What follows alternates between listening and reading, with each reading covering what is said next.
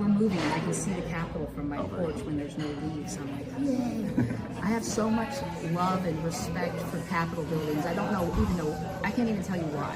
But just the feeling that comes over, and like I'm getting chills thinking about it when I go inside. I love Capitol buildings. I was going to say, have you been inside? I've been inside. Yeah, no, my kids went to beautiful. school here. I went every year in 5th grade and then chickened out to get to the top with them. And then, I went and toured. No, I I've looked been up. in- I'm like, I'm not climbing up. I've been there. in Lincoln's, I've been in Des Moines, I've been in Madison, Wisconsin. It's small but beautiful. There's good cheese around it. I love, anytime I'm near one, I go inside and look at it. So, no, and ours is special Yeah.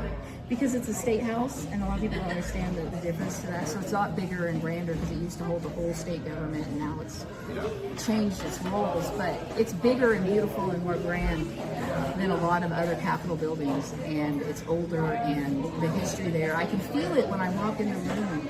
Absolutely. Into the building, and so I feel like they think the way they treat the buildings makes me so mad. It is frustrating, yeah, because they've only got 90 days to be in session. Yes. My understanding this time around, they're counting the weekends and stuff too, even when they're not working, which is a little bit frustrating. But why are they doing that? Because it's an election year. You've got people in the Senate and the House leadership that are both running for statewide positions, and so trying to take a step up. trying to take a step up. But yeah, definitely the priorities of what are we doing there? Yeah, is frustrating. Again, you got 90 days, and yet our education committee, and of course they kind of get told by leadership what to do. So I don't blame the individual members by any means, but they're focused on the cell phone ban. They're focused on the other day they were spending a large amount of time on whether or not we should require kids to be able to have 30 minutes worth of recess from K through 5th grade. Oh my goodness! I Whereas- didn't know they were getting that detailed. Oh yeah. So what are they just trying to do away with local school boards altogether? It seems like it. And again, from my libertarian side, I'm like, local control,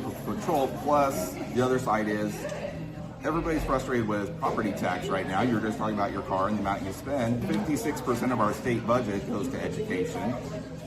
Depending on where you live, somewhere around 50% of your property taxes go to education. And yet our education's dropped to 28th, I think it is, in the nation. So we got to figure out how to make that work. Because what happens is they cut money to services, and they never lower the taxes, and they actually raise them again. So if you're cutting all these services, when is the benefit going to pay off to the taxpayer of lower taxes? Because that's your whole reason why you want to. You're tired of wasting everyone's tax dollars on things you feel are frivolous, and so it's just okay. Can we have it back now? It's been long enough, and I think that the tide is turning to where people are getting tired of it in the Republican base here. I mean, and the thing I've been trying to explain to some people is that some of the opinions I have about politics or parties or whatever, when I bring it down to the Kansas level, it changes it. Like, you can't have the same attitudes at the federal level. Because I've done the charts, I have a few of them out, but I'm going to go really in depth on the fact that the Republican Party has had pretty much control over Kansas since '93. They've had supermajorities. They could veto anything the Democrat government did. They've had the Senate just flat out. And then the House, I haven't looked at all the percentages, but it feels like they've always had the supermajority there too. And so what have they done with it? So then I'm going to go look up all the major things that they passed that session while they had that power. And then be like, what did they do with that power? Because it doesn't feel like they did anything helpful with it. It was really focused on the everyday Kansan. Yeah. I could be wrong. Yeah. Maybe the data will reveal the truth. And so far, preliminarily, my theory is correct. But they have these people that want to blame Democrats for any like tight masterpieces said that Kansas is a mess or something like that. I can't remember his exact quote, right? Disaster.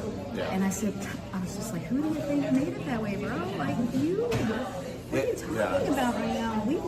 Not we, but Democrats have never had any power here like that to make things horrible. And it's just, we got to get, so I'm trying to go beyond like looking at like parties. I'm unaffiliated. Yeah. I'm going to make all of you work for my vote. I'm going to make all of you make me love you kind of situation. Because once you put a letter behind your name, then it's like these expectations come on you, even as a voter or a citizen of, and online for my opinions, I've been called MAGA, I've been called a liberal, I've been called a radical leftist, because there are libertarian views that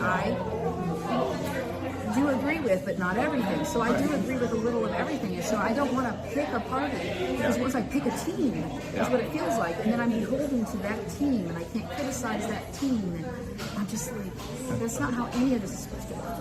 Yeah, and to that point, the independence is the fastest growing group in Kansas politics because people are getting frustrated, especially the younger generation that sees this. Yeah, that it is hard to pick a team, and the teams are being so divisive right now. It's not, we're a little bit this way, they're a little bit that way.